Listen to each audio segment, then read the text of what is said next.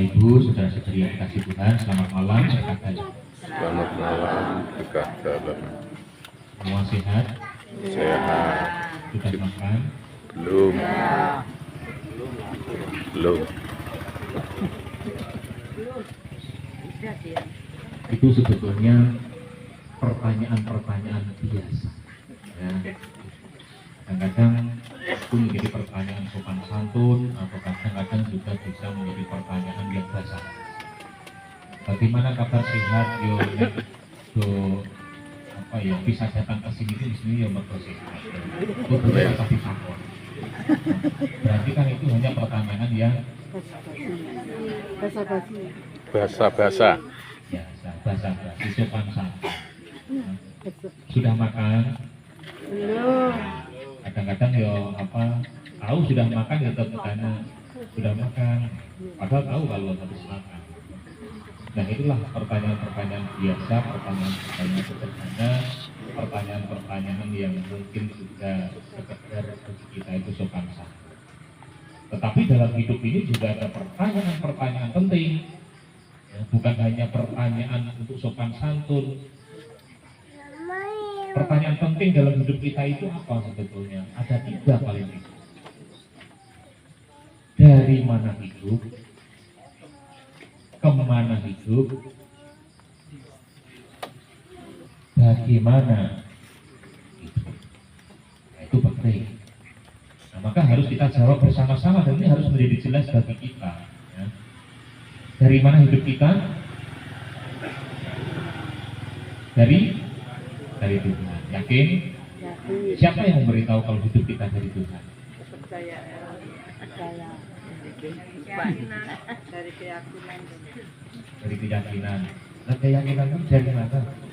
Dari Tuhan. Dari kehidupan. Ayo. Dari pertanyaan. Lah ya kok bisa percaya itu dari siapa? Romo.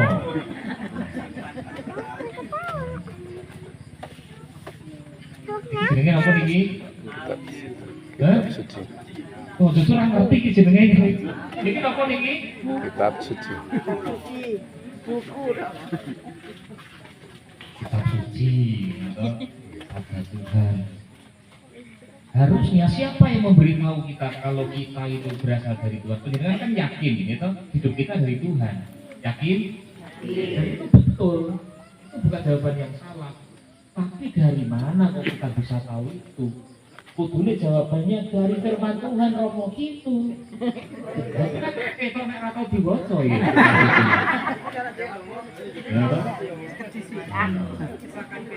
Atau mungkin karena rendah hati loh, masuk dia mau ngomong ke ngono iki ya. Jadi ketok enggak.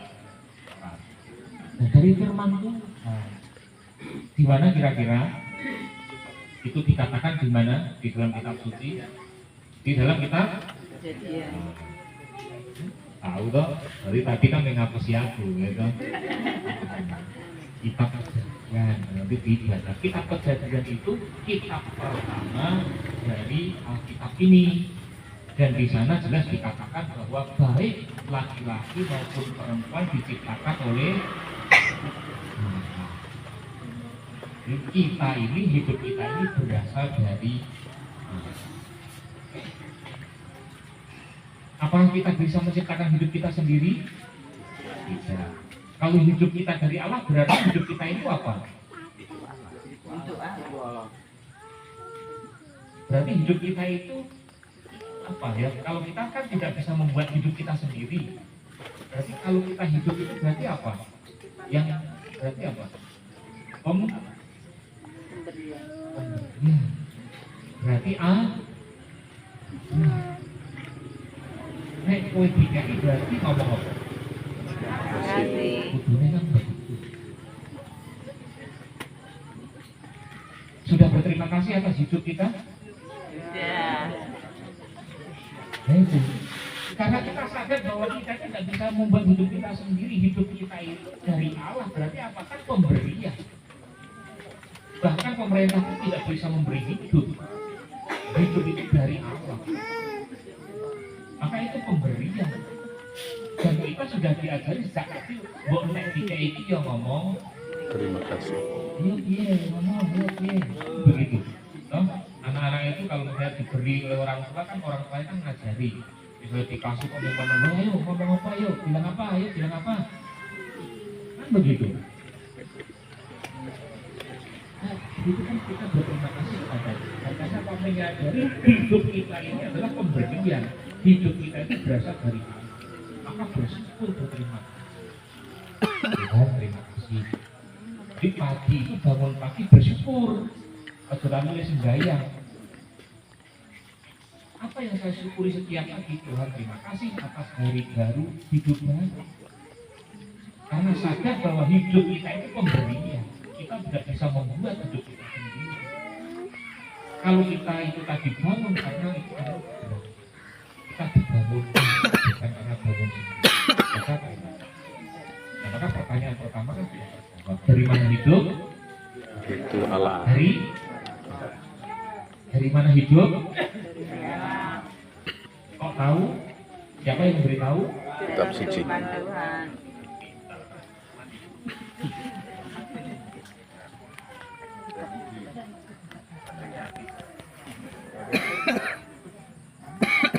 Kita sudah tahu. Pertanyaan yang kedua, kemana hidup? Kemana hidup? Kembali ke Allah. Kembali ke Allah. benar.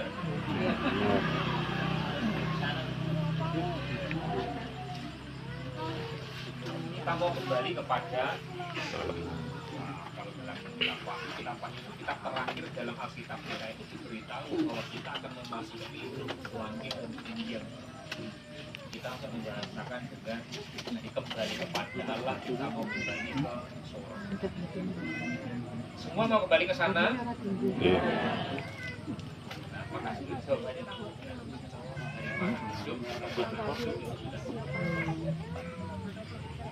Justru yang paling penting yang perlu kita jawab adalah pertanyaan yang bagaimana kita harus ya, bagaimana kira-kira kita harus hidup? Bagaimana?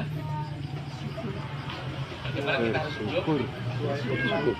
Sesuai firman Tuhan. Firman yang mana ini kandil banget ya? Sekali. Dipilih-pilih mana yang suka. Ini penting supaya menjadi jelas bagi kita. Bagaimana kita hidup? Gak punya batu itunya habis. Kita baca ya dalam tadi yang kita belajar dari surat Al-An'am kelanjutannya dikatakan begini.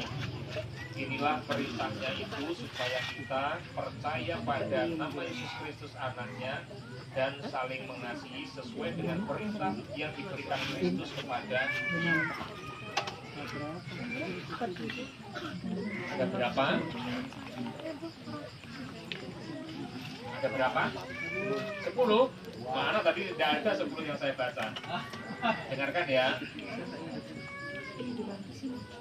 Inilah perintahnya itu supaya kita percaya kepada nama Yesus Kristus anaknya dan saling mengasihi sesuai dengan perintah yang diberikan Kristus kepada kita. Ada berapa? Satu apa? Percaya. Percaya pada siapa? Yang kedua? Saling mengasihi. Intinya Alkitab itu Percaya dan saling 10 mengasihi. itu masuk ke sini masuk. Karena ini jadi semacam ringkasan.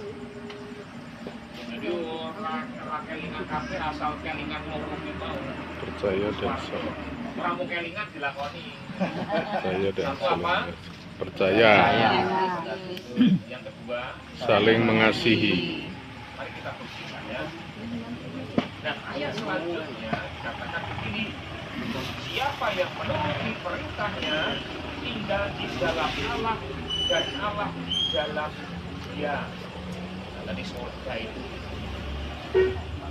kemana kita hidup? Dan kuncinya apa?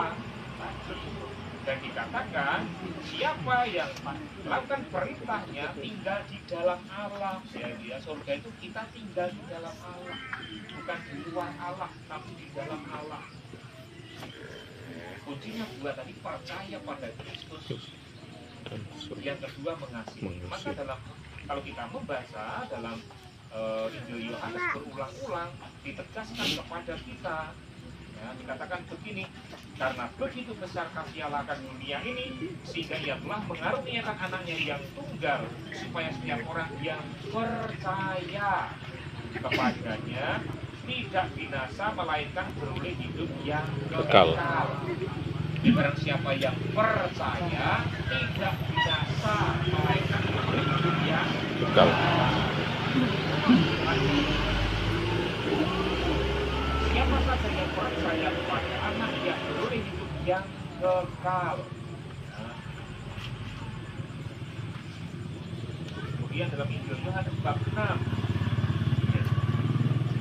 sebab inilah kehendak Bapakku supaya setiap orang yang melihat anak dan yang percaya kepadanya beroleh hidup yang kekal, dan supaya membangkitkannya pada akhir zaman. Yang percaya hidup kekal dan dibangkitkan pada akhir zaman. Kita itu nanti akan bangkit, tapi kita tidak bisa bangkit sendiri. Kita itu bangkit karena dibangkitkan. Siapa yang membangkitkan kita? Kristus. Dan bagaimana mungkin kita tidak percaya pada Kristus karena kita ada di dalam Dia.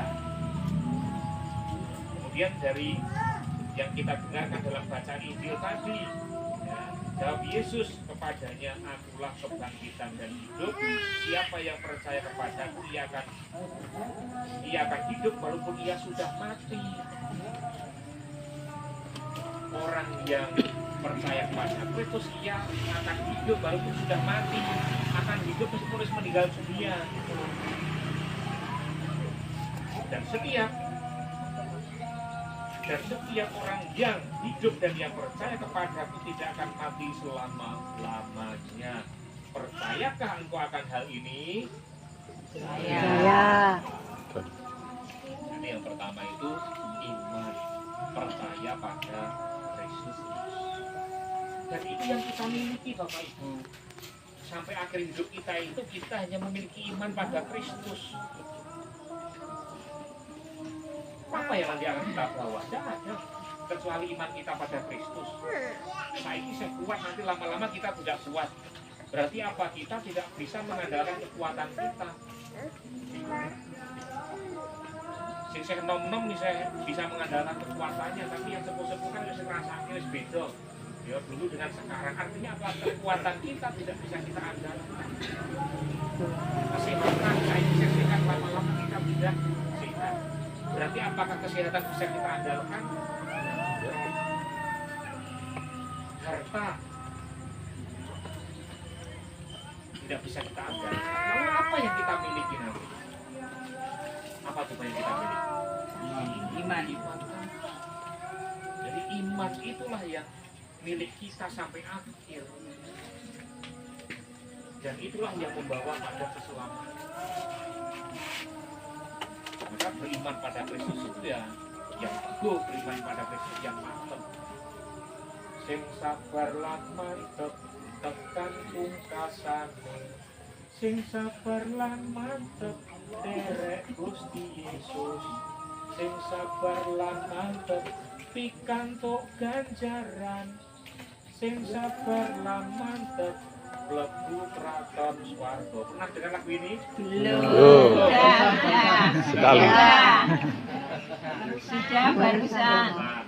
Yo, Ya apa ya? ya. Sing Sabar lan mantep. Nanti sebelah sini kanan.